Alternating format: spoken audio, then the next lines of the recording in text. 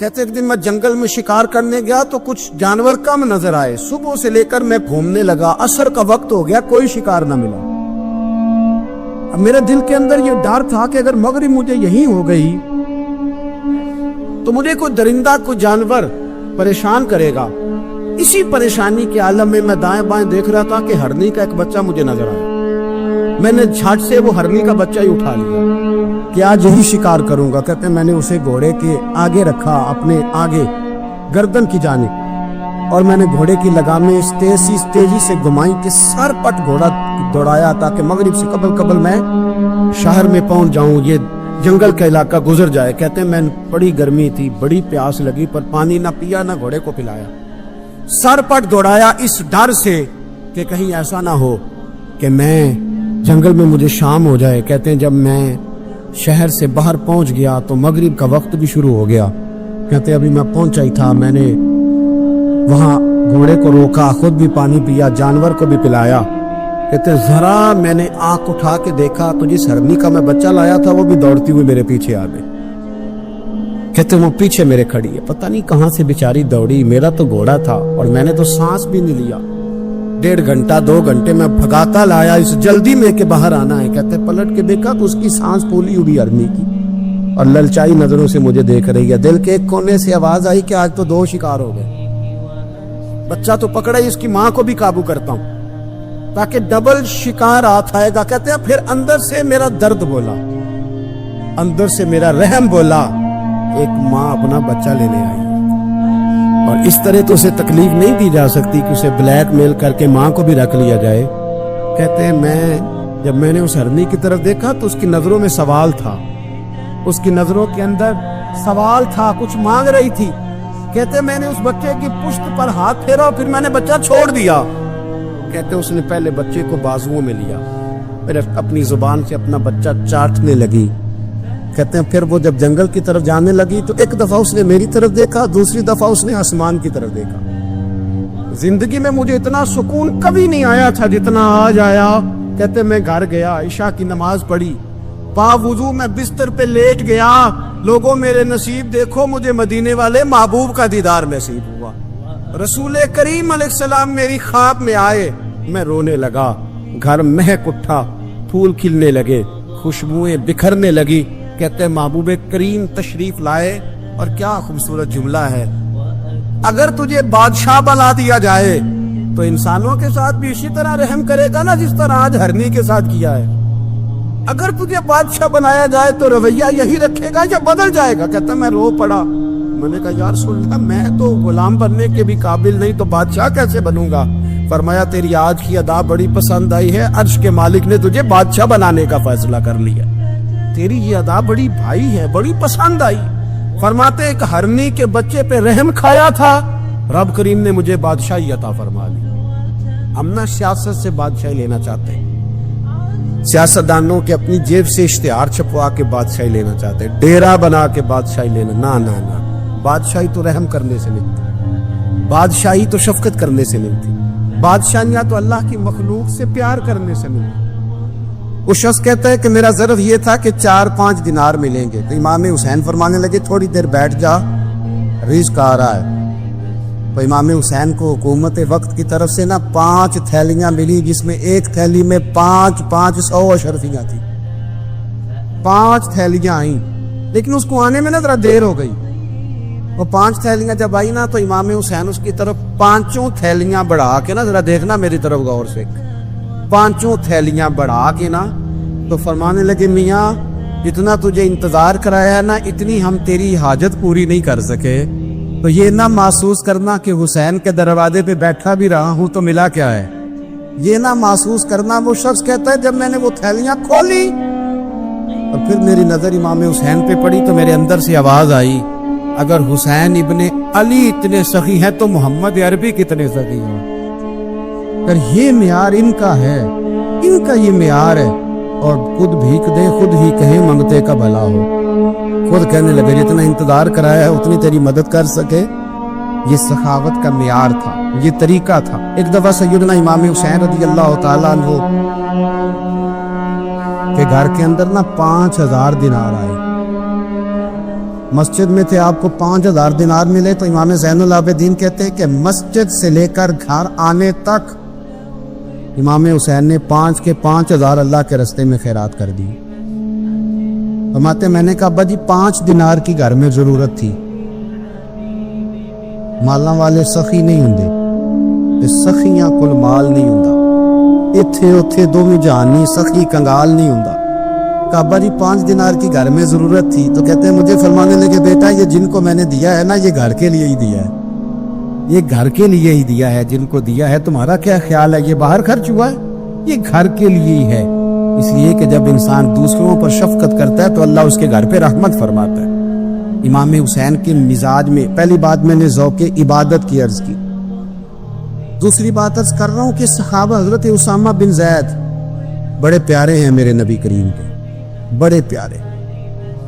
حضرت اسامہ بن زید کے بارے میں سیدہ عائشہ صدیقہ فرماتی ہیں ان کے ناک سے اگر ریٹھ نکلتی تھی تو اللہ کے رسول اپنے دست مبارک سے صاف کر دیتے تھے، اور سرکار فرماتے تھے کہ اگر اسامہ لڑکی ہوتا نا، ان کے غلام کے بیٹے تھے حضرت زید بن عارث، اگر یہ لڑکی ہوتا میں اسے زیور پہناتا۔ بڑے پیارے تھے، لیکن جب ان کا آخری وقت آیا نا تو 60,000 دینار کا قرضہ تھا، رشتہ داروں سے کہا، دوستوں سے کہا، یاروں سے کہا، اور قرض ادا نہیں ہو رہا تھا۔ حضرت اسامہ بن زید کہتے ہیں بڑا پریشان تھا۔ جب حد ہو گئی نا تو حضرت اسامہ بن زید فرمانے لگے جاؤ کوئی حسین ابن علی کو خبر کرو، ان سے کہو میں نا غلام ہوں آپ کے نانا کا، مقروض دنیا سے چلا گیا تو کیا بنے گا۔ امام حسین کو خبر ملی تو دوڑے آئے۔ لاجپال اس پیر کو نہیں کہتے کہ تگڑا نذرانہ لے کے تو ماتھا چوم لے، لاجپال تو اس کو کہتے ہیں کہ جب ضرورت پڑے تو وہ سر پہ موجود ہو۔ حضرت سیدنا امام حسین تشریف لائے تو جناب اسامہ بن زید رو پڑے، کہنے لگے حضور میں نے نا غلامی کی ہے آپ کے نانا کی، اور اس غلامی پہ ناز ہے، اب 60,000 دینار کا قرضہ لے کے دنیا سے جاؤں گا تو میری قبر پہ بوجھ رہے گا۔ امام حسین خادم کو بھی کہہ سکتے تھے جاؤ گھر پیسے پڑے ہیں لے آؤ، امام حسین خود گئے، چادر روڑ کے تو اس کی اوٹ میں بکل میں 60,000 دینار چھپا کے لائے، اور جناب اسامہ بن زید کے سامنے رکھ کے کہنے لگے اسامہ یار پیسے رات کو ہی آئے تھے، میں سوچ رہا تھا مجھے تو ضرورت نہیں، اللہ نے کس کا نصیب میرے گھر میں بھیج دیا، مجھے تو حاجت ہی نہیں تھی، اب پتہ چلا پیسے تیرے تھے، اللہ نے حسین کی ڈیوٹی لگائی ہے کہ جا کے دے آ۔ حضرت اسامہ بن زید رو پڑے، فرمانے لگے اللہ آپ کو بہترین صلہ عطا فرمائے۔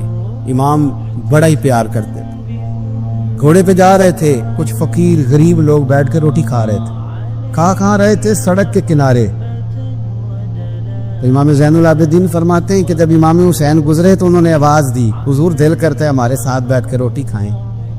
کائنات کے مالک و مختار کے نواسے اور دنیا کے سب سے بڑے شہزادے گھوڑے سے اترے اور غریبوں کے ساتھ سڑک میں بیٹھ گئے، روٹی کھانے لگے اور دیر تک کھاتے رہے، اور جب فارغ ہو گئے تو فرمانے لگے کھانے کی ضرورت بھی نہیں تھی، حاجت بھی نہیں تھی، پر تم نے آواز دی تو دل رکھنے کو بیٹھ گیا تھا، اگر اجازت دے تو چلا جاؤں۔ یہ مزاج تھا، یہ طبیعت تھی۔ آپ کے ایک بھائی ہیں چھوٹے حضرت محمد بن حنفیہ نام ہے، حضرت مولا علی شیر خدا رضی اللہ تعالیٰ عنہ کی دوسری بیوی سے۔ ایک دن حضرت امام حسین ان کے گھر میں بیٹھے تھے تو کسی بات میں نا اختلاف رائے ہو گیا، تو امام علی مقام ناراض ہو گئے، فرمایا آج کے بعد تیرے گھر نہیں آؤں گا، رومال اٹھایا چلے گئے۔ لوگوں نے حضرت محمد بن حنفیہ رضی اللہ تعالیٰ عنہ سے کہا حسین تو ناراض ہو گئے، کبھی نہیں آئیں گے۔ آپ فرمانے لگے بھائی تمہارا ہے کہ میرا؟ جی بھائی تو آپ کے ہیں۔ فرمایا اگر کہو تو چند منٹوں میں حسین واپس آئے۔ جناب ناراضگی ہو گئی ہے۔ فرمایا ناراضگی ہوئی ہے پر میں اس کے دل کی نرمی کو تو جانتا ہوں، اس کے مزاج کے اندر جو محبت ہے اس سے تو ابھی آئے۔ کہ جناب وہ کیسے؟ فرمانے لگے دیکھنا ذرا۔ تو امام حسین نے خط لکھا، حضرت محمد بن حنفیہ نے رکا لکھا، کہنے لگے حسین میرے باپ کا نام بھی علی ہے اور آپ کے باپ کا نام بھی علی ہے، پر ایک فضیلت ایسی ہے جس میں میں آپ کا مقابلہ نہیں کر سکتا، وہ یہ ہے کہ آپ سیدہ فاطمہ الزہرا کے لال ہیں، آپ محمد مصطفیٰ علیہ السلام کے نواسے ہیں۔ کہنے لگے بھائی جان آپ نے نانا جان کی وہ حدیث تو سنی ہوگی کہ دو لوگ ناراض ہو جائیں تو جو صلح پہلے کرے جنت میں پہلے جائے گا. فرمانے لگے دل میرا کر رہا تھا کہ پہلے صلح کر لوں، لیکن پھر بڑے بھائی کو پشت کروں گا جنت میں جاتے ہوئے. یہ بھی تو بے ادبی ہے نا. اب خط میں نے لکھ دیا ہے، آپ کا جو ارادہ ہو. امام حسین نے خط پڑھا تو آنکھوں میں آنسو آ گئے. پھر سے رومال اٹھایا. بچے پوچھنے لگے کہاں جا رہے؟ کہا بھائی کے گھر جا رہے. آپ تو ناراض تھے. فرمایا تھا ناراض پر ہے تو میرا بھائی نا. ہو گئی بات ختم. بڑی دل میں نرمی، طبیعت میں سوز، لہجے میں گداز. حضرت امیر معاویہ رضی اللہ تعالیٰ عنہ نے ایک شخص کو بھیجا مدینہ منورہ شام سے. تو اس نے کہا میں نے امام حسین سے ملنا ہے، تعارف کیا ہے؟ جناب امیر معاویہ فرمانے لگے مسجد نبوی میں جانا جس کے گرد لوگ سب سے زیادہ ادب سے بیٹھے ہوں، اور جس کی باتیں سب سے زیادہ میٹھی ہوں، اور جس کی نظریں سب سے زیادہ جھکی ہوں، اور جس کے چہرے پر تمہیں سب سے زیادہ وقار نظر آئے وہی علی کے بیٹے حسین ہوں گے. جو سب سے زیادہ تمہیں وہاں ماحول کے اندر جو شخص نظر آئے پوچھنے کی ضرورت نہیں پڑے گی. وہ شخص کہتا میں مدینے آیا تو میں نے واقعی ایک شخص کو دیکھا. شہد کے گرد مکھیوں کا اتنا ہجوم نہیں ہوتا جتنا امام حسین کے گرد رسول اللہ کے غلاموں کا ہجوم تھا. لیکن نظریں جھکی ہوئی، باتیں میٹھی، لہجہ گداز گداز، لفظوں میں رانائی. اور لوگ کئی باتیں پوچھتے تو علی کے صاحبزادے ایک آدھ جملہ بولتے تو لگتا یہ کہ وہ جملہ سیدھا دل میں اترتا چلا جاتا ہے. امام علی مقام کے کردار میں نا کچھ باتیں بڑی زیادہ تھیں، بہت زیادہ تھیں. بڑا حسن تھا. ایک بات تو یہ تھی امام حسین رضی اللہ تعالیٰ عنہ کا علم و فضل بڑا کمال کا تھا. ایک دفعہ صحابہ میں مسئلہ بن گیا کہ بچہ پیدا ہوتا ہے تو اس کا وظیفہ کیسے لگانا ہے. امام حسین کا علم و فضل بتا رہا ہوں، علم و فضل. تو بات بڑی پیچیدہ ہو گئی.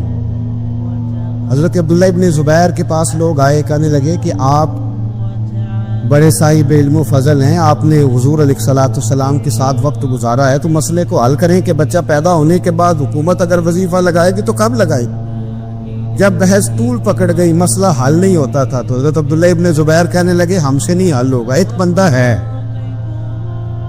جس کے سینے میں رسول اللہ صلی اللہ تعالیٰ علیہ وسلم کے نور نبوت کا فیضان ہے، وہ یہ مسئلہ حل کریں گے. تو کہا وہ کون سے؟ آپ فرمانے لگے جب ہم سے مسائل حل نہیں ہوتے تو ہم ان کے علم سے فائدہ اٹھاتے ہیں. کہا کون ہے؟ کہا جناب امام حسین. تو لوگ حضرت امام حسین کے پاس گئے کہ حضرت یہ ایک مسئلہ الجھ گیا ہے کہ بچہ پیدا ہو تو وظیفہ کب لگانا ہے. فرمایا الجھنے والی بات ہی کوئی نہیں. پیدا ہونے کے بعد جب وہ پہلی دفعہ آواز نکالے تو اس کا وظیفہ لگا دو. اس کا مطلب یہ ہے کہ وہ دنیا میں آ گیا ہے، اس نے اپنے آنے کا اظہار کر دیا ہے، اعلان کر دیا ہے. اب اس کا وظیفہ لگا دو. تو اس پر پھر صحابہ کا اتفاق ہو گیا. امام حسین کے علم سے، فضل سے لوگ فیض اٹھاتے تھے. حضرت سیدنا امام حسین کی شہادت کے بعد حضرت عبداللہ ابن زبیر رضی اللہ تعالیٰ عنہ نے قاتلان حسین سے خطاب کیا اور فرمانے لگے اللہ کی قسم تم نے اس شخص کو شہید کیا ہے جو راتوں کو لمبے لمبے قیام کرتا تھا، اور تم نے اس شخص کو شہید کیا ہے جس سے میں دن میں جب بھی ملتا تھا تو وہ روزے سے ہوتا تھا. تم نے اس شخص کو شہید کیا جو قائم اللیل تھا، صائم الدہر تھا. اس شخص کو تم نے شہید کیا. آپ کو پتہ ہے کہ میدان کربلا میں جب 9 محرم کو ابن سعد نے امام حسین سے کہا کہ جنگ کرو اگر یزید کی بیعت نہیں کرنی، تو امام حسین نے فرمایا ایک رات کی مہلت دے دو، ایک رات کی مہلت دے دو.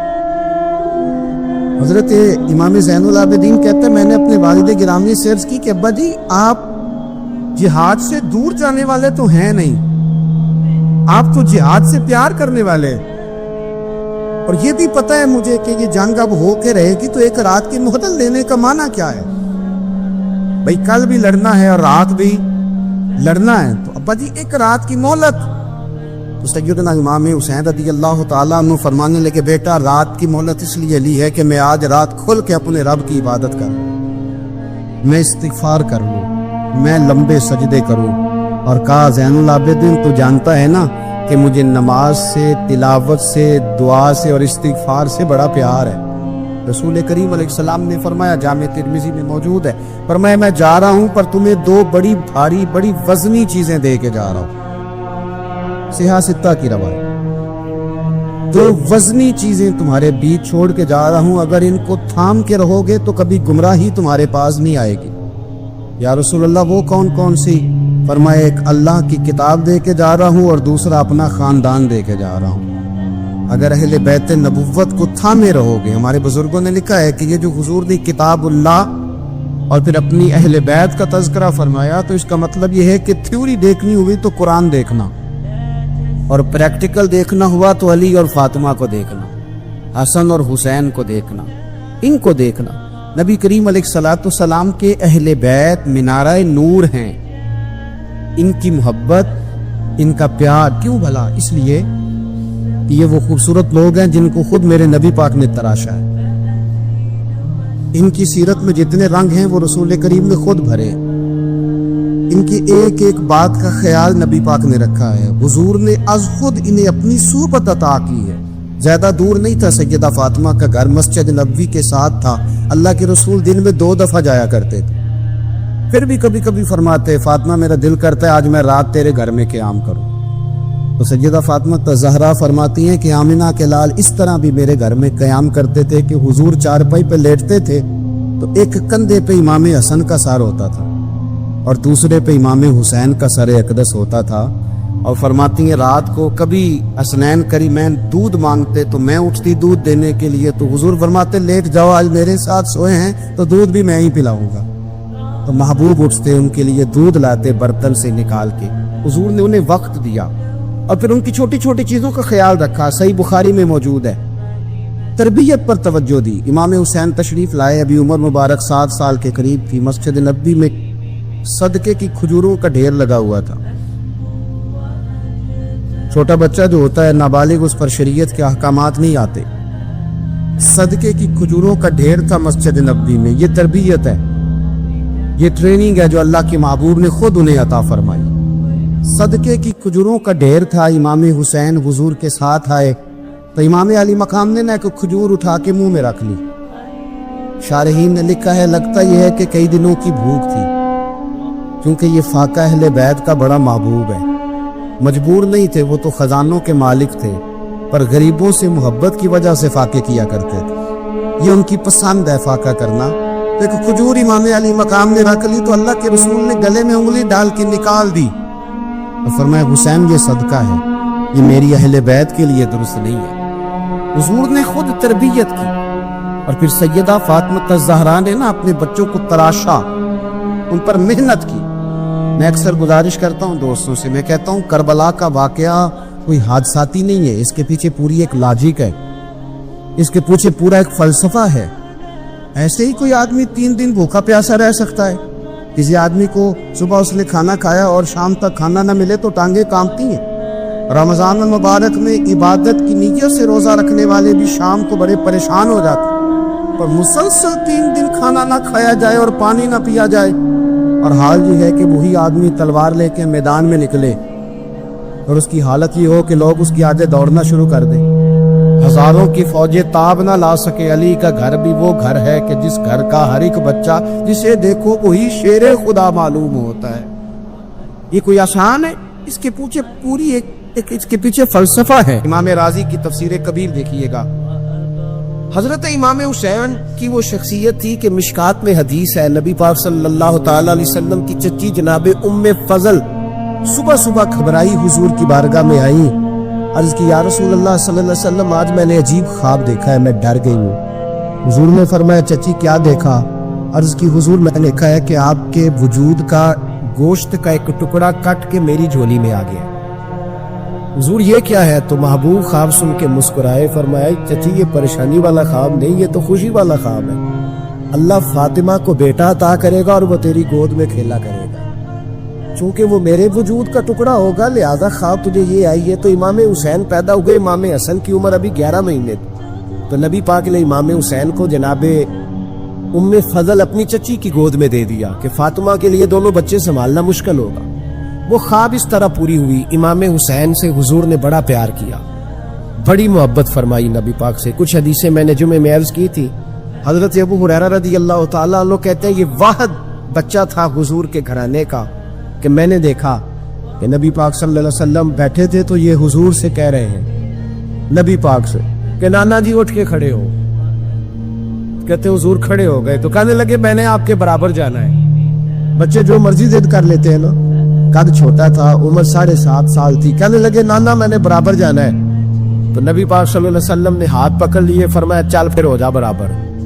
تو حضرت ابو ہریرہ کہتے ہیں انہوں نے حضور نے ہاتھ پکڑے، اوپر کھینچا تو امام حسین نے پہلے اپنے پیر حضور کے گھٹنوں پہ رکھے، پھر نبی پاک کے سینے پہ رکھے، اور جب ان کا قد سر تھوڑا سا حضور سے اونچا ہو گیا تو محبوب فرمانے لگے چل بس کر، تو نے تو کہا تھا آپ کے برابر ہونا ہے، تو اوپر نکل گیا ہے، چل بس کر. فرماتے پھر امام حسین نے زبان باہر نکالی تو محبوب ان کی زبان چوسنے لگے، پھر ساتھ لٹا لیا اور انہیں سونگنے لگے. تو میں نے عرض کی حضور آپ حسین کو سونگتے کیوں ہیں؟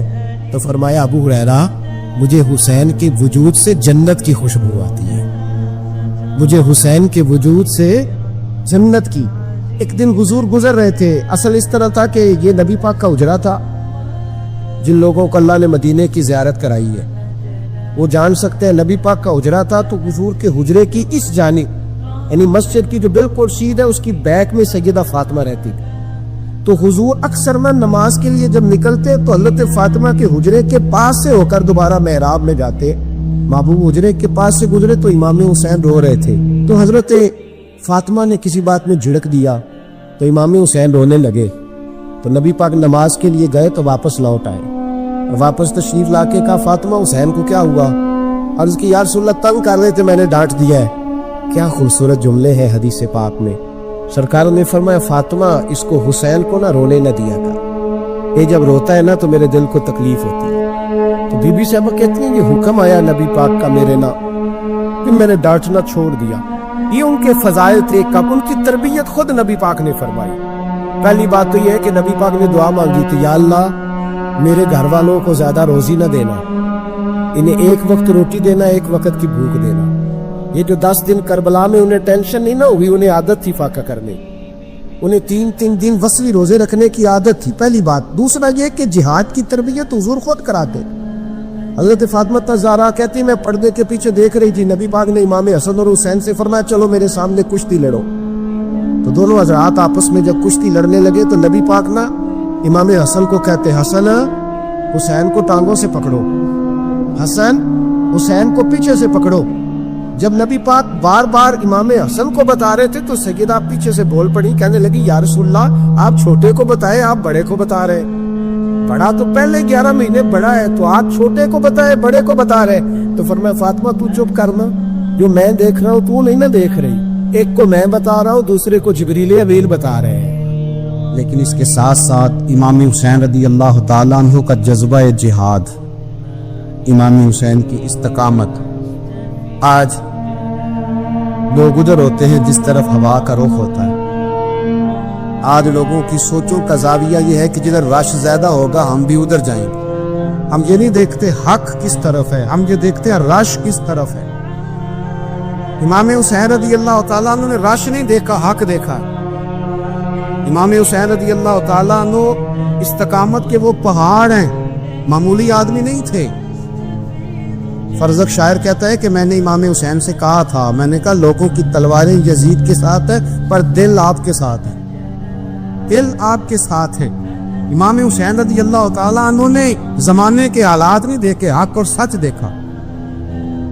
جتنی چیزیں انسان کو کمزور کر سکتی ہیں وہ ساری امام حسین پہ طاری کی گئیں. جتنی چیزیں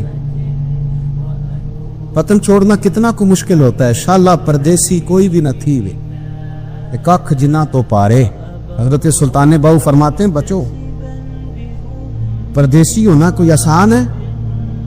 جس آدمی کا کسی چھوٹے سے گاؤں میں بھی مکان ہو چھوڑنا پڑ جائے تو روتا ہے. تو مجھے بتاؤ جس نے اپنا سارا بچپن مدینے میں گزارا ہو، آج جو ایک ہفتہ مدینے رہ کے آتے ہیں ان سے واپس نکلنا مشکل ہوتا ہے. لیکن امام حسین حق کا رستہ تھا، وطن کی قربانی دی، اور معمولی وطن نہیں مدینے جیسا وطن. اور جب کھڑے تھے نا امام حسین رضی اللہ تعالیٰ عنہ رجب میں نکل رہے تھے مدینے سے، تو کوئی شاعر کہتا ہے دور کھڑے ہو کہ انہوں نے گویا کہا تھا آقا تیرے کرم کے خزینے کی خیر ہو، میں جا رہا ہوں تیرے مدینے کی خیر ہو۔ امام حسین نے وطن چھوڑا، کوئی لغزش نہیں پیروں میں، کوئی نہیں۔ شہزادوں والی زندگی تھی، مسجد نبوی کے امام تھے،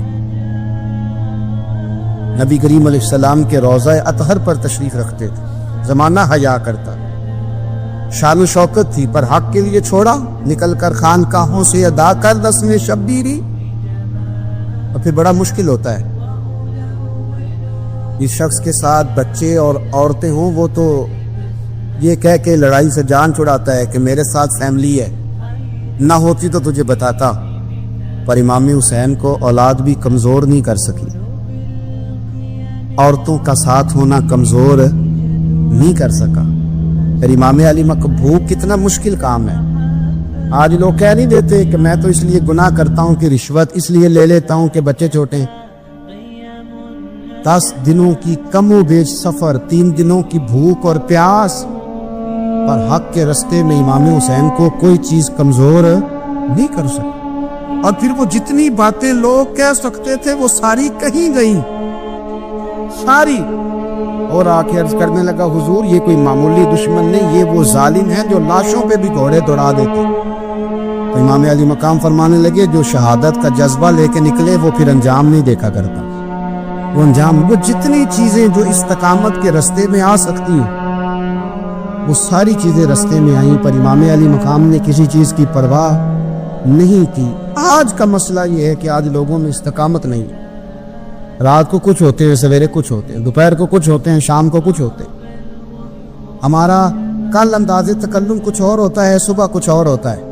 امام علی مقام میدان میں رہے، ایک میت گھر میں ہو جائے تو کئی دنوں تک آنکھ کھلتی نہیں، ہوش رہتا نہیں۔ سب سے زیادہ مسائل امام حسین نے دیکھے، سب سے زیادہ، اور گھوڑے پر بیٹھنے سے پہلے ساری تکلیفیں آپ دیکھ چکے تھے۔ باپ کا جنازہ اٹھانا آسان ہوتا ہے، بیٹے کا جنازہ اٹھانا بڑا مشکل ہوتا ہے، اور امام حسین نے بیٹوں کے جنازے اٹھائے۔ حضرت علی اصغر کی لاش کو امام حسین نے اپنے دست مبارک سے دفن کیا، اور جناب علی اکبر کی میت کو جب آپ اٹھا کے لا رہے تھے تو سیدہ زینب فرماتی ہیں کہ مجھے یوں کبھی لگتا تھا حسین کا قد بڑا ہے اور کبھی لگتا تھا علی اکبر کا قد بڑا ہے، اور فرماتی ہیں کہ پھر حضرت قاسم بن حسن کو بھی وہ اٹھا کے لائے، اور جناب عباس کے وجود سے الگ ہونے والے بازو انہوں نے لا کے حضرت عباس کے وجود کے ساتھ بھی رکھے۔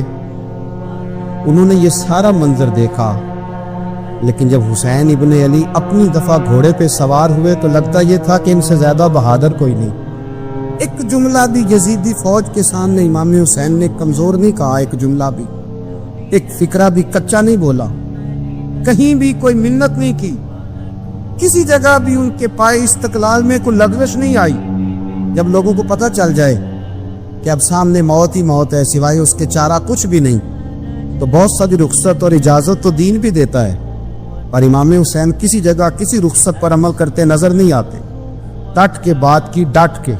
اور پھر جب میدان میں نکلے، اللہ اکبر، تو ابن سعد کہنے لگا کہ اگر 2 کر کے ایک کر کے جاؤ گے تو یہ 45,000 کا لشکر سارا حسین کاٹ ڈالے گا، یک بارگی حملہ کرو گے تو بات۔ اتنی استقامت، اتنا۔ آج تو لوگ ڈپریشن کے مریض ہیں، آج تو لوگ ٹینشن کے مریض ہیں، ہر دوسری بات میں لوگ کہتے ہیں وہ بڑا، پر کس بات سے؟ مطلب کیا آپ نے زندگی میں صرف جاب نہیں مل رہی، صرف بیماری آ گئی، صرف خرچہ نہیں گھر میں بڑا نہیں، کس بات کا ڈپریشن؟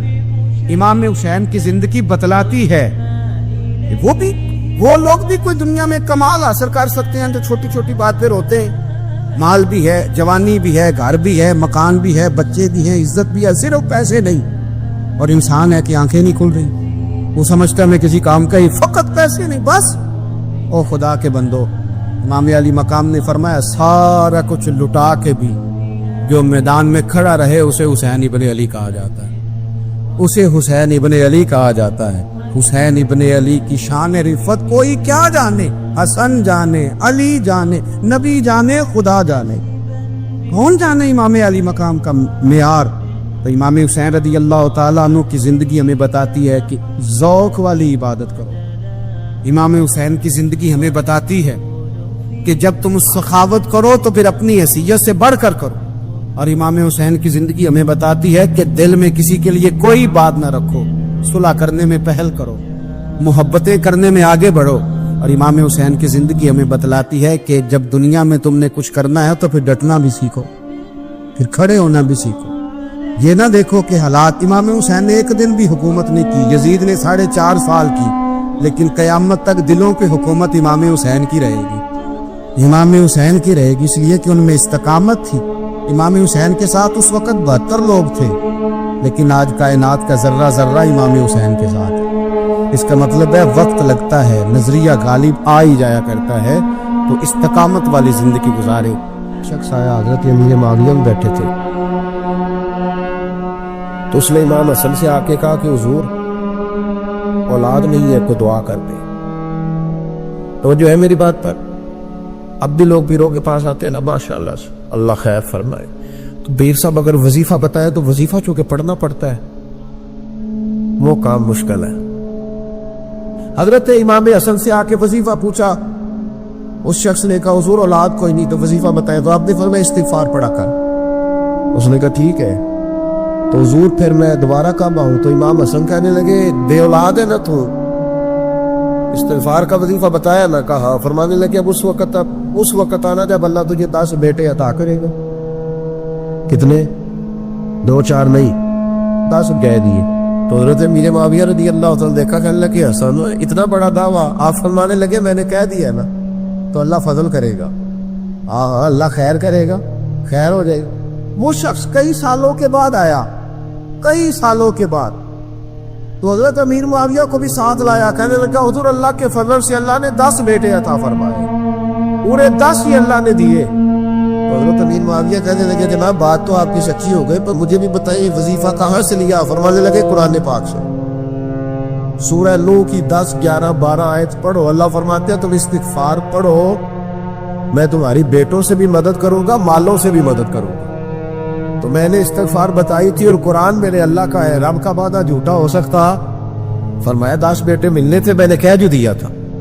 और मेरे भाइयों याद रखें, नबी पाक सल्लल्लाहु ताला अलैहि वसल्लम ने फरमाया 2 आंखें दोज़ख में नहीं जाएंगी। या रसूलुल्लाह सल्लल्लाहु अलैहि वसल्लम इतना करम, वो 2 आंखें कौन सी हैं? फरमाया एक वो जो अल्लाह की राह में रात जागती रही, किसी सरहद पर पहरा दिया, कोई ड्यूटी की, कोई खिदमत की, राह खुदा में जो आंखें बेदार रही राह खुदा में, दोज़ख में नहीं जाएंगी। और दूसरा फरमाया जो रब की याद में रो पड़ी, जिससे खशियत आई, जो डर गया, पर डरा अल्लाह के, आंसू फार सेल ना हो, कोई अदाकारी का माहौल ना बनाए, वो इस तरह ना हो रो रो के दुआ, रिक्कत अंगेज दुआ, और फलां क्या बात, फलां के बड़ा रुलाया और फलां में बड़ा दर्द था, और फलां के आंसू निकल आए और पीर साहब की बला रो ही पड़े। फार सेल ना हो चीजें, अदाकारी ना हो, उसकी तबीयत पर पूरा असर हो। और जब खशियत के साथ वजूद कांपता है, वो किसी ने कहा था कि आंसू कुर्बत का सबब होते हैं। जब आपकी रूह किसी की रूह से मिलती है तब आंसू निकलते। जब तू अल्लाह से पूरा जुड़ जाता है ना, जब रसूले कायनात की बारगाह से तेरी पूरी तवज्जो लग जाती है, फिर आंसू बनकर दिल ते पार पवे जिस वेले उदो पार बनावन अखियां, बेदर्दा महबूबा दे सारे नाज उठावन अखियां। अजीज दोस्त, जब आप पूरे तौर पर जुड़ जाते ओ यारो, कितना रोए हैं मुसलमान अक़वाम मुत्तहिदा के सामने जाके, कितनी करारदादें पेश की तुमने सलामती कौंसिल में, हत्ता कि मुसलमानों के जो अमीर मुल्क थे उनकी तंजीमें बनी, कोई मुसलमानों की दाद रसी को नहीं पहुंचा। मेरी को बहुत लंबी उम्र तो नहीं है, पर मैंने बर्मा में मुसलमानों के कटते हुए हालात देखे, खबरें आई, हमने देखी कटते और सिसकते मुसलमान हमने देखे। हमने देखा लीबिया पे हमला हुआ और टूट गया सारा मुल्क। मैंने वो मंजर देखा जब गौस पाक के बगदाद में बम गिरे। हमने वो दौर देखा जब किसी ने खबर दी کہ کربلا میں پھر سے کربلا برپا ہے۔ ہم نے وہ منظر دیکھا جب پتا چلا کہ پھر سے مولا علی کے نجف اشرف کو اجاڑا جا رہا ہے۔ ہم نے وہ سارے منظر بار بار دیکھے، بار بار سنے، اور اب تو شرم آتی ہے۔ میرا دل کرتا ہے میں فلسطین کا نام نہ لیا کروں، شرم آتی۔ یہ کوئی ہماری تقریروں کے موضوع ہیں؟ یہ کوئی ہمارے کالم نکھرے کے عنوان ہیں؟ یہ کوئی ہمارے موبائل پہ لگانے کے سٹیٹس ہیں؟ یہ تو شرم سے مر جانے کا مقام ہے۔ یہ کوئی گردنیں اٹھا کے بات کرنے والی بات ہے؟ یہ موبائل پہ ایک دوسرے کو ویڈیو دکھانے کا منظر ہے؟ رمضانوں میں، شاموں میں اپنے اپنے بچوں کو سینوں سے لگا کے افطاریاں کرانے والوں، اور بچوں سے پوچھنے والوں کہ پتر تو کی کھانا ہے، اس سے پوچھ لے اس کی مرضی کیا ہے۔ ہمیں پتہ ہے فلسطین کی بیٹیاں بھی سیدہ خدیجۃ الکبریٰ کی بیٹیاں ہیں، وہ مومنوں کی مائیں ہیں تو ان کی بھی تو مائیں ہیں نا۔ فلسطین کی بہنیں بھی صبح قیامت حضرت فاطمہ کے پلو میں پناہ لیں گی۔ نبی پاک صلی اللہ تعالی علیہ وسلم نے فرمایا من اذا مسلمن فقد اذانی۔ میں کیسے وہ بات آپ کے دلوں تک اتاروں کہ حضور نے فرمایا جب میرے مسلمان کو تکلیف ہوتی ہے تو مجھے تکلیف ہوتی ہے، مجھے درد ہوتا ہے۔ اس رسول کی امت جو کافروں کی رسیاں زور سے باندھی جائیں تو حضور فرمائیں ڈھیلی کر دو۔ یہ ہائے ہائے کرتے ہو تو مجھے نیند نہیں آتی۔ اگر بدر میں قیدی بنا کے لایا گیا کافر ہائے ہائے کرے تو حضور کو نیند نہیں آتی، تو مجھے بتاؤ کہ فلسطین کی بیٹیاں ہائے ہائے کرتی ہیں تو گنبد خضرا میں محبوب کو آرام ہے؟ میرے عزیز، بے حسی کی زندگی، چھوٹے موٹے بیانات، تو بھی کہہ دے تھوڑا سا فلانے کا بیان نہیں آیا، کیا کرنا ہے بیان دے، کیا بات کرنی ہے تذکرہ کر کے؟ دوستو آؤ، رو کے دیکھ لیا ساری دنیا کے سامنے، کچھ رب کے سامنے رو کے نہ دیکھ لیں؟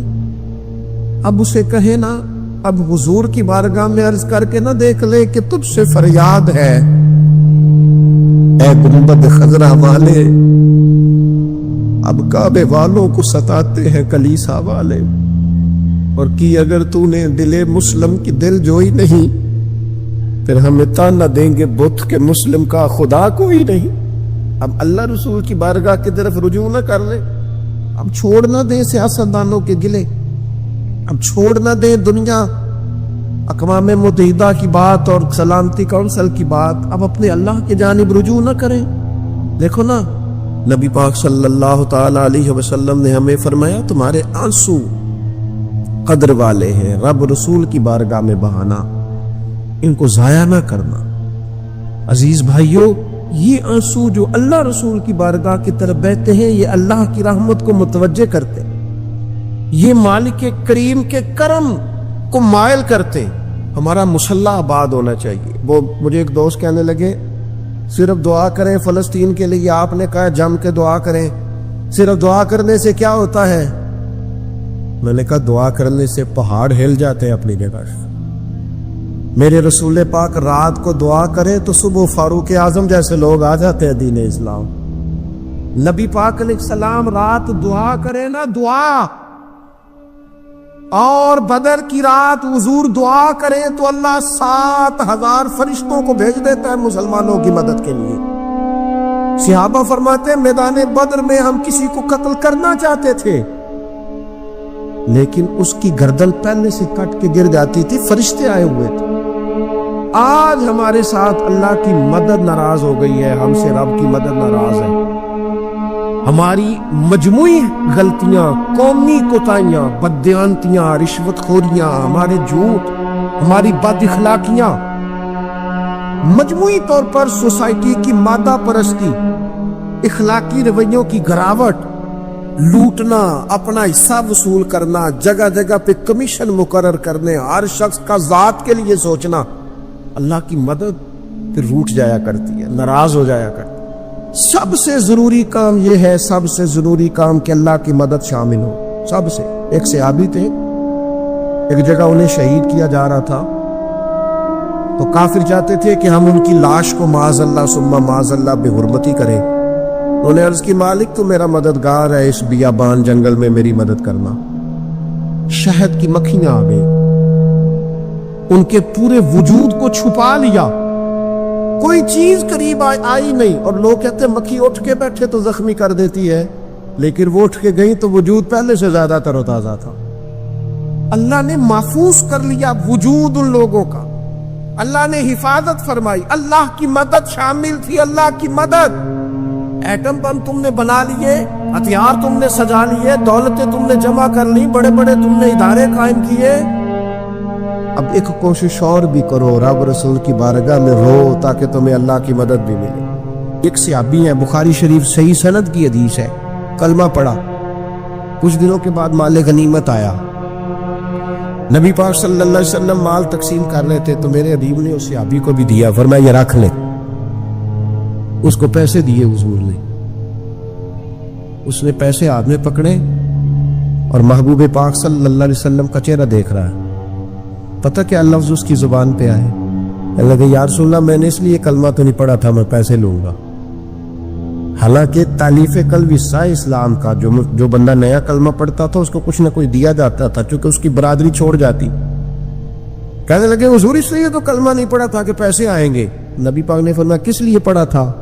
کہا یا رسول اللہ میں نے تو اس لیے پڑھا تھا کہ آپ مجھے جہاد میں لے جائیں گے اور میں آپ کے نام پر اپنی جان قربان کر دوں گا. میں نے کچھ لینے کے لیے نہیں، جان دینے کے لیے کلمہ پڑھا تھا. تو حضور میرے لیے مہربانی فرمائیں، مجھے آپ یہ دنیا داری ہی دنیا داری، مال ہی مال. حضرت میاں شیر محمد شرف پوری رحمت اللہ علیہ کی وہ بات میرے دل کو چھو جاتی ہے.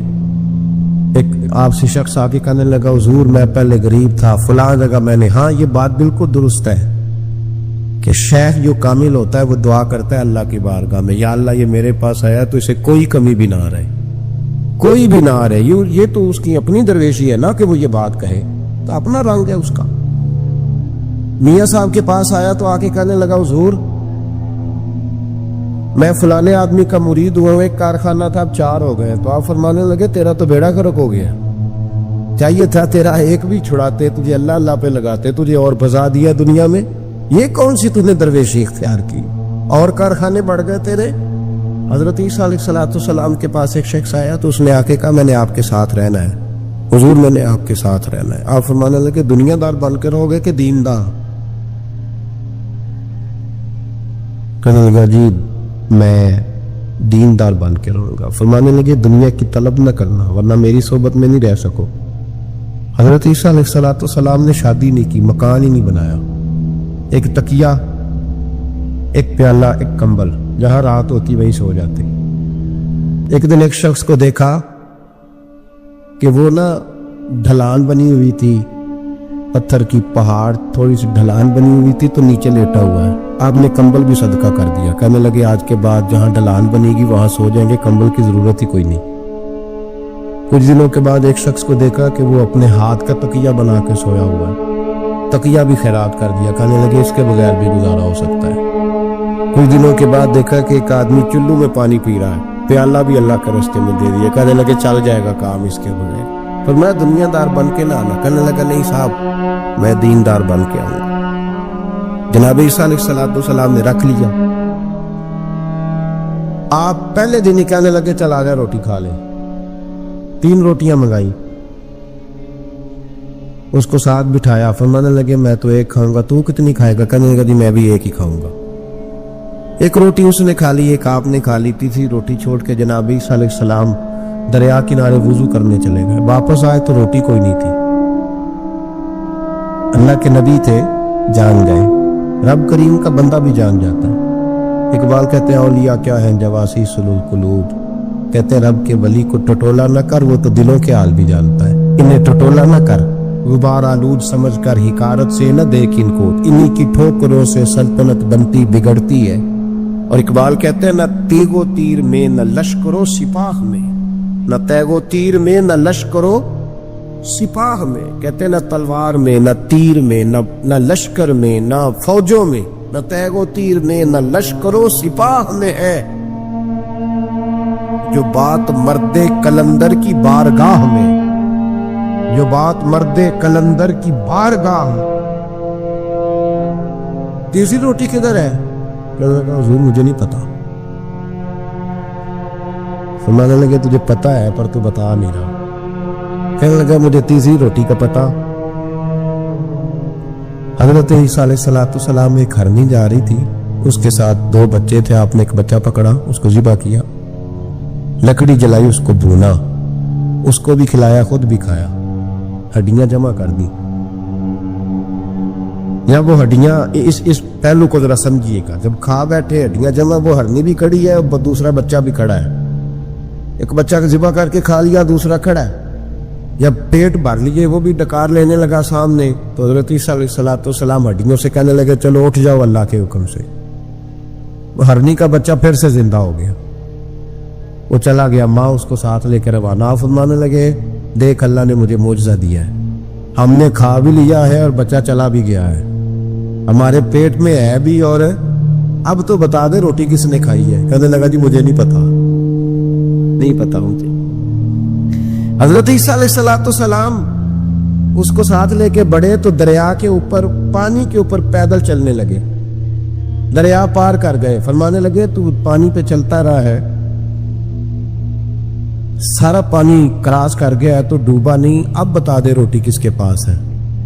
کہنے لگا نہیں پتا, مجھے پتا. اللہ اکبر. وہ کیا خوب لفظ کہہ گئے سجادہ نشین حضرت پیر میر علی شاہ صاحب رحمت اللہ علیہ. بے قدرہ کچھ قدر نہ جاتی, کھیتی خوب تسلی ہو, اے دنیا دار پجاری زرد کتیاں دے گل ٹلی ہو. سارا دریا اتنا بڑا دیکھتے ہیں لوگ جو آتے ہیں نا درویشوں کے پاس, بڑے رنگ دیکھتے ہیں پر بدلتے نہیں. رنگ بڑے دیکھتے ہیں پر اپنے آپ کو تبدیل ہے. او بانج فقیروں کسے نہیں مارے, آئے ہوئی چور اندر دا ہو. دیکھتے بڑا کچھ ہے, بدلتے نہیں. نہ بدلا. حضرت عیسیٰ کہنے لگے منوا کے میں بھی چھوڑوں گا, تو مانے گا. آپ نے نا ریت کٹھی کی, ریت 3 حصوں میں ریت جمع کر لی, اور پھر اس پر کچھ پڑھ کے پھونکا تو وہ سونا بن گئی. 3 ڈھیریاں تھی ریت کی, پھونکا تو سونا بن گئی. آپ فرمانے لگے یہ سونا تیرا, ایک ڈھیری تیری, ایک میری, اور تیسری اس کی جس نے تیسری روٹی کھائی ہے. کہنا جی میں ہی کھا دی, میں نہیں کھائی. یہ تیسرا اس کا حصہ جس نے تیسری, کہنے لگا میں نہیں کھائی ہے, مان گیا. ذرا بات کو سمجھے. پانی پہ پیدل چلا ہے پر مانا دنیا دار ہے نا, مانا نہیں. ہرنی کا بچہ زندہ ہوتا دیکھا ہے پر مانا دنیا قابو آنے لگی ہے تو مان گیا ہے. کہنے لگا جی میں نہیں کھائی ہے. فرمایا او بھلے مانس, تجھے کہا تھا دنیا داری نہ کرنا, تجھے جناب عیسیٰ کی صحبت ملے گی, پر تو ایک روٹی پہ رہ گیا یار. کہاں دنیا بار پجاری زرد کتیاں دے گل ٹلی ہو, کہاں رہ گیا. حضرت میاں محمد بخش صاحب رحمت اللہ تعالی علیہ کو ایک شخص لے گیا ٹانگے پہ بٹھا کے.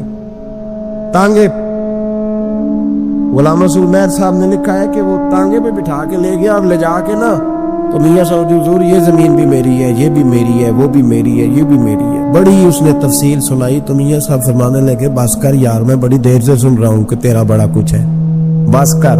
کہنے لگا حضور نہیں, ابھی تو میں نے تھوڑی دکھائی ہے, اور بھی میرے پاس بڑا کچھ ہے. تو آپ فرمانے لگے یہ بتا تجھ سے پہلے کس کے پاس تھا. چپ کر گیا. فرمایا اس سے پہلے کس کے پاس تھا. چپ کر گیا. کیا خوب فرمایا, کیا درویشوں کا کہنے کا انداز ہے, کیا خوب رنگ ہے, اور تشبیہ کس طرح کی اعلیٰ دیتے ہیں.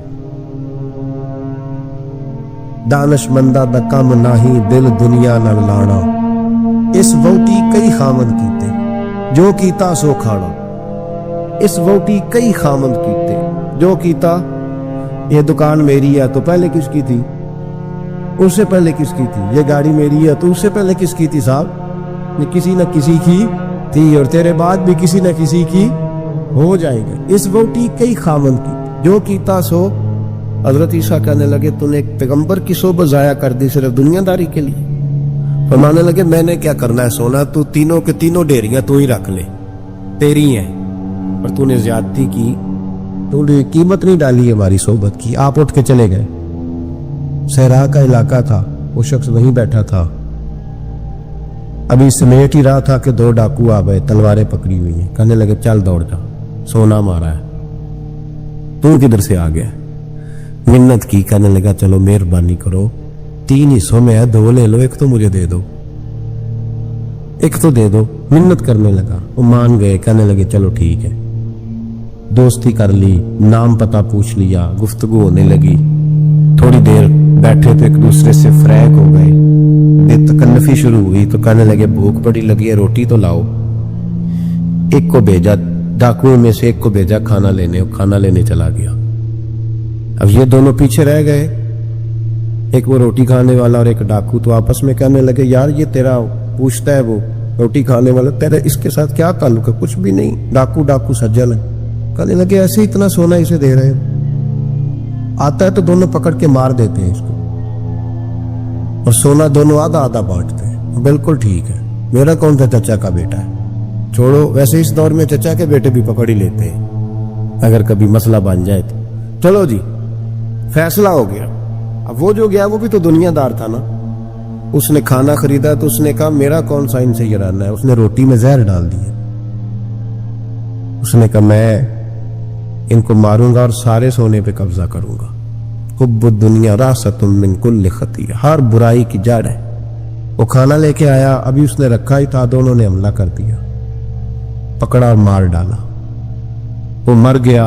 अब ये मजे से बैठ के रोटी खाने लगे, सैर हो के पेट भर के रोटी खाई। चंद लम्हे गुजरे तो धड़ाम से रूह परवाज कर दी।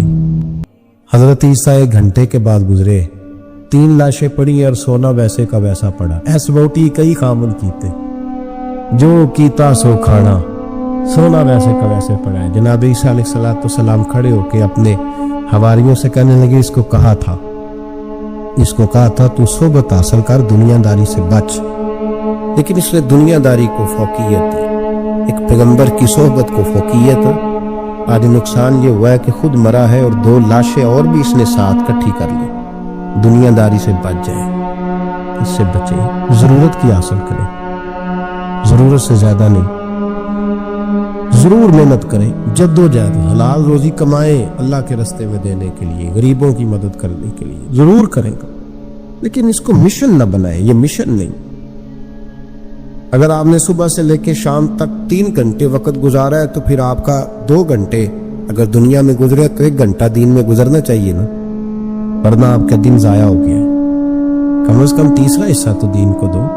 हमारे बुजुर्गों ने ज़िमनन दुनियादारी रखी, ज़िमनन कहते थे हम तो इतनी रोजी कमाते हैं कि कमर सीधी हो सके। एक तो मेरे अजीज ये याद रखें कि अपने हमा वक्त जिंदगी को, दुनिया को टाइम न दे, दुनिया को उतना टाइम दें जितनी कि उसके लिए।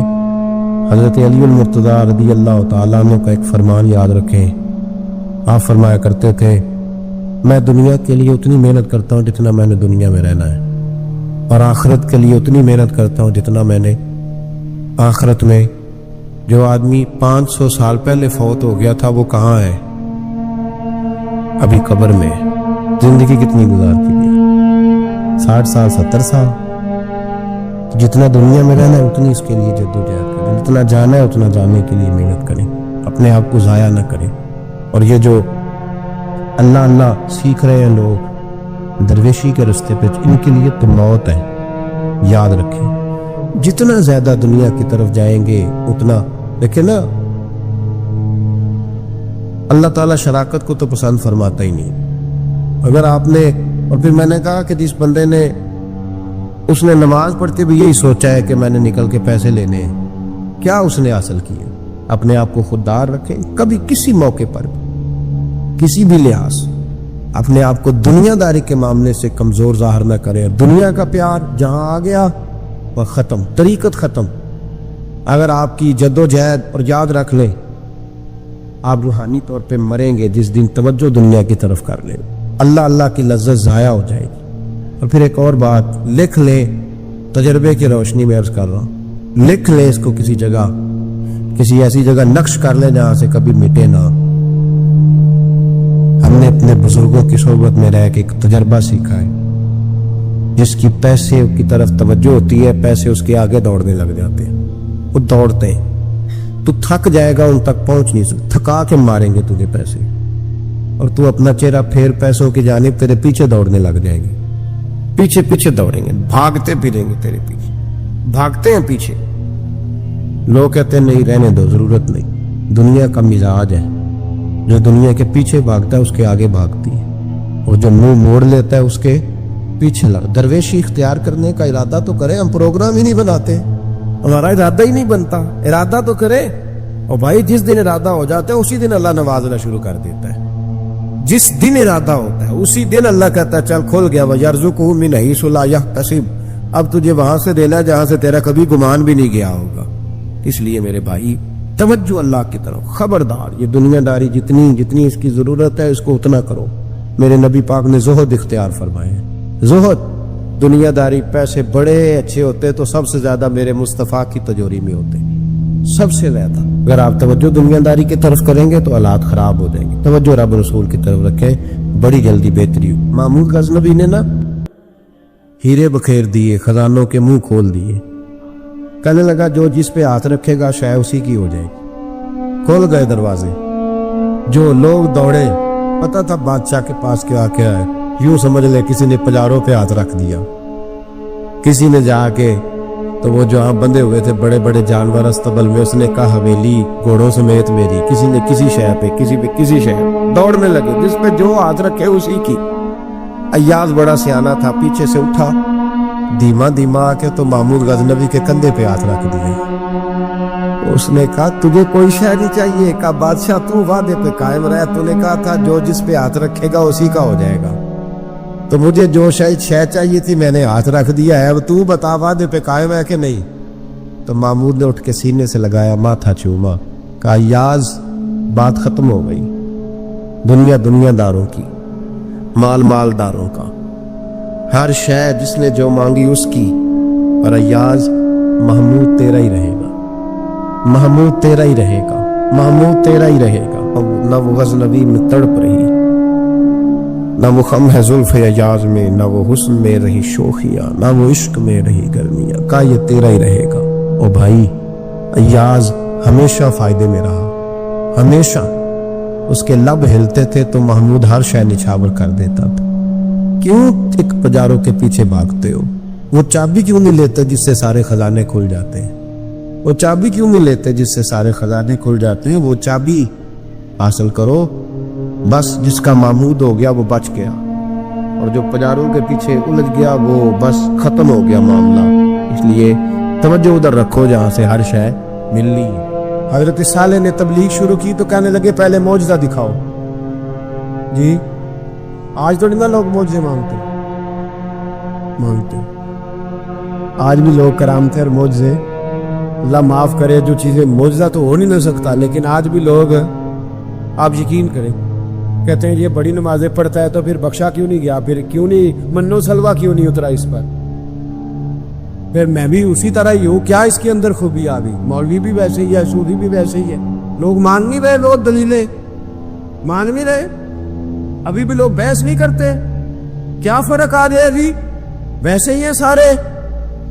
اللہ تعالیٰ سے ڈرنا چاہیے، ہمیں سامنے والے کی طرف دیکھ کر صحیح ہونے کا حکم نہیں ہے، ہمیں اپنی اصلاح کا حکم ہے، اپنی طرف دیکھ کے اپنے آپ کو ٹھیک کرنے کا۔ الزام لگا کے گزر جانا اس کا کوئی مطلب؟ سنو اور یاد رکھو، حضرت صالح علیہ السلام سے کہنے لگے پہلے معجزہ دکھائیں، تو حضرت صالح علیہ السلام نے فرمایا اونٹ کہاں سے پیدا ہوتے؟ کہا اونٹنی کے بطن سے۔ فرمایا آؤ میں تمہیں پہاڑ کے اندر سے اونٹنی پیدا کر کے دکھاتا ہوں۔ کہاں سے؟ پہاڑ کے اندر سے۔ حضرت نوح ساتھ لے کے گئے تو پہاڑ کے اندر سے اونٹنی نکلی، اور اونٹنی بھی گابن تھی، اس کے پیٹ میں بچہ، اور اونٹنی اتنا دودھ دیتی تھی کہ ساری بستی دودھ پی جاتی تھی، پھر بھی دودھ بچ جایا کرتا تھا۔ لیکن حضرت نوح علیہ السلام نے فرمایا تم نے دیکھ تو لیا یہی سے، یہ جتنا دودھ دے گی روٹی بھی اتنی کھائے گی، ایک دن تم سارے پانی پیو گے، ایک دن یہ سارا پانی پیا کرے گی، ایک دن تم سارے باقی جانوروں کو گھاس کھلاؤ گے، ایک دن یہ اونٹنی، اور اونٹنی کا نام کیا؟ ناقۃ اللہ، اللہ کی اونٹنی۔ کس کی اونٹنی؟ نام کیا ہے؟ اللہ کی، یہ اللہ کی اونٹنی ہے۔ تو حضرت نوح علیہ السلام کی اونٹنی، فرمایا اس کی بے ادبی نہ کرنا۔ باز نہیں آئے، لوگ बाज नहीं आए, कहने लगा जी दूध देना तो ठीक है, पर ये जो सारा पानी पी जाती है ना, ये सही नहीं। ये जो सारी घास खा जाती है ये नहीं ठीक। दूध देना तो ठीक है पर ये नहीं सही। आपने फरमाया इसे कुछ न कहना, अल्लाह की ऊँटनी है। मैं कहा करता हूँ उन लोगों ने नाकतुल्लाह की बेअदबी की, हजरत नूह अलैहिस्सलाम की ऊँटनी की टांगे काट दी, सालेह अलैहिस्सलाम की। और देखो अल्लाह बड़ा बेनियाज है, अगर पैदा करना जानता है तो हिफाजत करनी नहीं जानता।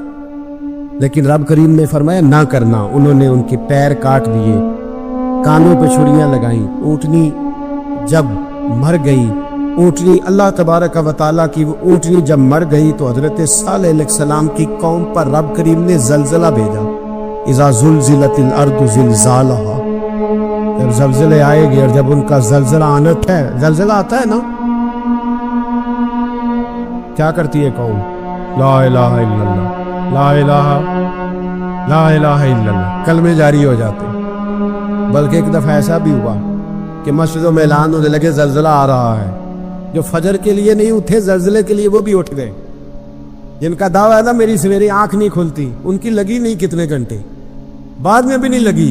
टीवी पे ऐलान होते रहे कोई नहीं आ रहा, सो जाओ चुप करके। लेकिन आंख लगी। मौत से तू डरता है, अल्लाह से डरता ही नहीं। मौत का खौफ है, रब का नहीं। जलजला आया, सारी कौम तबाह हो गई। बताओ अगर नाकत अल्लाह की गुस्ताखी हो तो अल्लाह नाराज हो जाता है, और अगर औलिया अल्लाह की हो, अगर औलिया अल्लाह की हो तो रब नाराज नहीं होता। शर्म नहीं आती लोगों को दाता साहब की बेअदबी करते, शर्म नहीं आती लोगों को गौसे आजम की गुस्ताखी करते, हया नहीं आती जिन्होंने दीन फैलाया उनकी बेअदबी। मैं दर्द से कहता हूँ, रो के कहता हूँ, और अगर कलेजा फट सके तो मैं दिखाऊं जख्म कितने। एक आज के मौके पर एक बाबा जी, उस साल 4,80,000 रुपए का प्राइवेट हज था, और बाबा जी की कैफियत कमजोर थी, बेचारे बीमार थे। इसके बावजूद वो गए। बूढ़े आदमी, जाके बैठिए बुजुर्ग, और कितनी मुश्किल है वहां मिना, मुजदलफा, अरफात, तवाफ़े ज़ियारत, कितना मुश्किल काम है तवाफ़े ज़ियारत करना, तवाफ़े विदा करना। किस कठिन से हज किया, बुढ़ापे में पैसे भी लगाए। और जब वो रोज़ा रसूल पे गए सल्लल्लाहु, और उन्होंने जाके नबी पाक सल्लल्लाहु अलैहि वसल्लम के रोज़े की तरफ मुंह करके दुरूद शरीफ पढ़ा तो एक मुल्ला ने उठ के कह दिया तू तो मुशरिक है।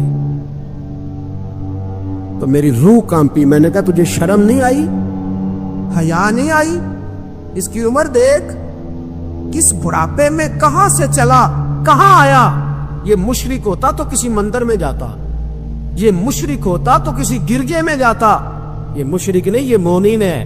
और ये वो वाला मोमिन है जिसके सीने में दिल जब धड़कता है तो खाली धड़कता नहीं, साथ वो मोहम्मद अरबी पे दरूद व सलाम भी पढ़ता है। शर्म नहीं आती लोगों को, इतनी बड़ी गुस्ताखी करते। जो रोज़े रसूल पे आया मुशरिक है। मैंने देखो मौलवी को साफ साफ कहा था, मैंने कहा अगर मैं मुशरिक हूं तो निकालो, मुशरिक का दाखिला तो यहाँ वैसे ही मना है। शर्म नहीं आती? अपनी जुबान का एक पास करो कुछ। इतना जुल्म, इतनी बड़ी फिरका वारियत उम्मत में, इतना उम्मत को तकसीम करते हो, तुम्हें शर्म नहीं आती? जहां से इत्तेहाद का पैगाम देना चाहिए वहां से तुम लोगों को फिरके का पैगाम देते हो, एक मखसूस फिरके की तबलीग करते हो। खुदारा, तो मैं कह रहा हूं नाकत अल्लाह की बेअदबी पे अजाब आता है, तौलिया अल्लाह की बेअदबी में नहीं आता। दाता साहब सारी दिन की तबलीग करते रहे, एक आदमी ने उठ के कह दिया जनाब वो तो शिरक का अड्डा है, तो रब करीम नाराज नहीं होता इन बातों से? हमें ख्याल करना चाहिए, अल्लाह से डरना चाहिए। इन चीजों से अजाब आता है और आ रहा है। अल्लाह ताला हमें महफूज फरमाए। अल्लाह हमें इससे, कौम लूत पे भी अजाब आया। हम जिन्स परस्ती, मर्द मर्दों से बदकारी करते हैं। हजरत नूह ने समझाया कि यह काम दुरुस्त, फितरत के खिलाफ है, यह काम दुरुस्त नहीं। जब इंसान ये काम करता है तो जमीन और आसमान कांपते हैं। अब मैं कैसे खोल के बताऊं, मेरे पास आदादो शुमार है कि पाकिस्तान के अंदर इस काम की कैफियत क्या है और किस तरह करके लोग, मैं तो रोना रोता रहता हूं दाढ़ी का। लोग कई दफा कहते हैं हजरत साहब पहले भी आए थे तो दाढ़ी की बात, फिर भी आए तो दाढ़ी की बात। तो मैं रोना रोता हूं, इसलिए रोता हूं कि जो क्लीन शेव नौजवान होता है वो अमरद के हुक्म में, उस पर वही हुक्म लगता है जो औरत पे लगता है। उसके साथ मर्द का उठना बैठना उसी तरह नाजायज है जिस तरह औरत के साथ। حضرت جنید بغدادی رحمت اللہ تعالیٰ علیہ کے سامنے ایک شخص نے کہا وہ کتنا خوبصورت نوجوان جا رہا ہے، تو آپ فرمانے لگے تو حافظ قرآن نہیں؟ کہا ہاں۔ فرمانے لگے جا اپنے حفظ کی خیر منا۔ وہ شخص کہتا ہے میں نے اس بغیر داڑھی والے کلین شیو نوجوان کو بری نظر سے دیکھا، مجھے قرآن پاک ہی بھول گیا، سارا قرآن پاک بھول گیا۔ اور کتنے سال میں دعائیں کرتا رہا، بیت اللہ کے طواف کرتا رہا، میں یاد بھی کرتا تو نہیں ہوتا۔ کیسے اب تو ہمارا نعت کہاں بیوٹی پارلر سے ہو کے آتا ہے، ہم کسی اور کو کیا پیغام دیں؟ وہ پیغام، وہ نظام، وہ طریقہ کار جس کا حکم تھا شریعت میں، قوم لوط پر عذاب آیا۔ صحیح بیٹھتے ہوں گے بچے جو موٹر سائیکلوں پہ بیٹھتے ہیں، میں نے گجرانوالہ کی سڑکوں پہ بچوں کو، نوجوانوں کو جو تماشے کرتے سرے عام دیکھا ہے تو مجھے ڈر لگتا ہے۔ تو کوئی روکنے والا نہیں، شغل ہو رہا ہے، ہنس رہے ہیں، اور سامنے عورتیں بھی ہیں، سب ہو رہا ہے۔ کتنی تکلیف کی بات۔ حضرت نوح کی قوم یہ کام کرتی تھی، قرآن پاک نے بیان کیا ہے۔ حضرت نوح نے سمجھایا، فرمایا رب کریم نے تمہیں اپنی خواہش پوری کرنے کے لیے جائز طریقہ عطا فرمایا، عورتوں سے نکاح کرو، اور اس نکاح کی برکت سے جو اللہ تمہیں اولاد دے گا اس کو اللہ تبارک و تعالیٰ تمہارے لیے باعث بخشش بھی فرمائے گا۔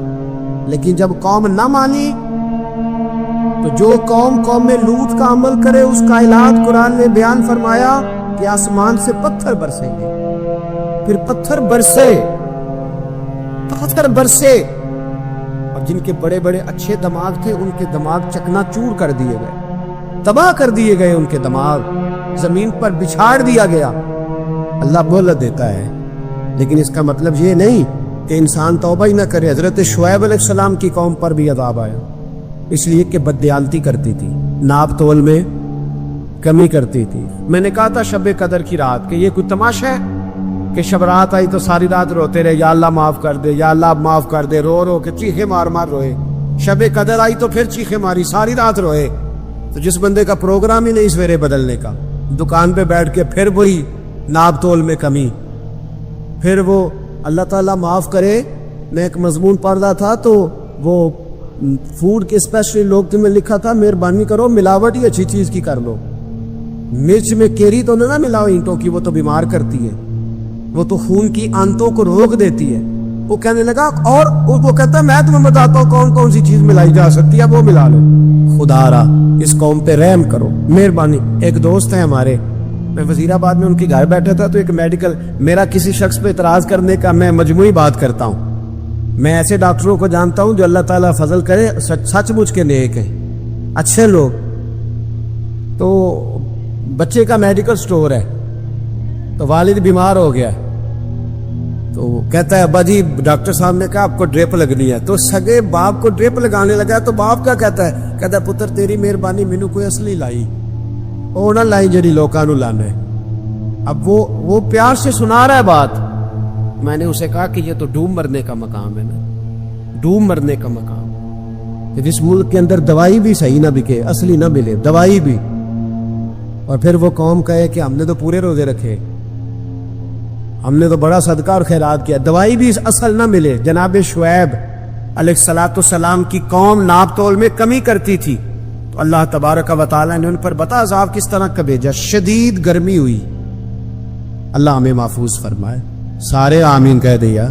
دیکھیں کتنا اچھا موسم کر دیا رب کریم، اللہ ہمیں محفوظ فرمائے، اللہ رحمت فرمائے۔ شدید گرمی کی لہر آئی، باہر اتنی گرمی ہوئی کہ لوگ اپنے گھروں میں گھس گئے۔ جس طرح سورج کی شعائیں گھروں کے اندر داخل ہو جاتی، اس طرح گرمی کی لہر اندر داخل ہوئی، اور جس طرح کسی کو آگ لگ جائے تو وہ آدمی اچھلتا کودتا ہے نا، اس طرح یہ لوگ اچھلنے لگے اور اچھل کود کے مر گئے۔ جرم کیا تھا؟ ناپ تول میں کمی کرتے۔ حضرت داؤد کی قوم بھی تباہ ہوئی، جرم کیا تھا؟ ہفتے والے دن مچھلیاں نہیں پکڑنی تو یہ پکڑتے تھے۔ حکم ہے نا مسلمان کو نماز کے ٹائم کوئی اور کام نہیں کرنا، نماز پڑھنی ہے۔ میرا خیال ہے مسلمان تو فٹافٹ آ جاتے ہیں، سارے پہنچ جاتے ہیں نا مسجدوں میں۔ ہلکا ہلکا بول رہے ہیں، کیوں نہیں پہنچتے؟ اگر حضرت سیدنا، اور پتہ انہیں سزا کیا ملی؟ اللہ نے فرمایا اس ٹائم عبادت کرنی ہے، کام نہیں کرنا، وقت نہیں ہے کام کا۔ انہوں نے مچھلیاں پکڑی، 12,000